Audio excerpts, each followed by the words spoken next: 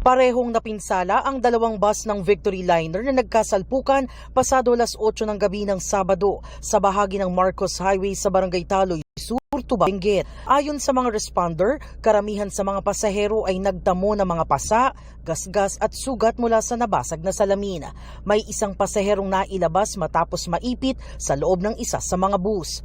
Pagdating namin doon, may mga pasyenteng nakahandusay, nakahiga, nakaupo nasa area. Then nadaan namin yung dalawang bus.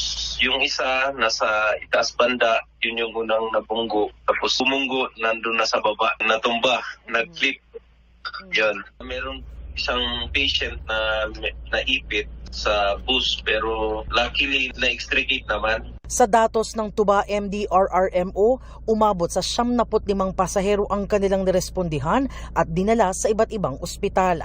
Kinumpirma ng Victory Liner na may isang pasaherong nasawi. Lumalabas sa investigasyon na nawalan umano ng preno sa may kurbada ang ordinary bus na may 87 sakay. Pababa na ito mula Baguio na makasalpukan ng pabagyo namang air-conditioned bus na may 39 na pasahero. Nahagip din ng ordinary bus ang isang SUV bago ito bumangga sa pader sa gilid ng kalsada at tumagilid. Accident-prone daw ang pinangyarihan ng aksidente. Dinala po namin lahat sa hospital, iba't ibang hospital kasi nga marami. Long sharp curve kasi, ayun nga, diretsong pababa. So baka yung preno natin uminit. Kaya bumigay na.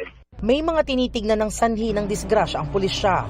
Sa initial na investigasyon po natin, sir, is ang claim ng yung isang bus is nawalan siya ng preno, which is i-confirm naman natin dito sa ginagawa nating investigasyon. Sasama namin sa investigation, sir, kasi ang capacity ng bus natin is 68, sa initial investigation natin is 87 ang sakay po niya. Sa kanilang pahayag, humingi ng pasensya sa disgrasya ang Victory Liner.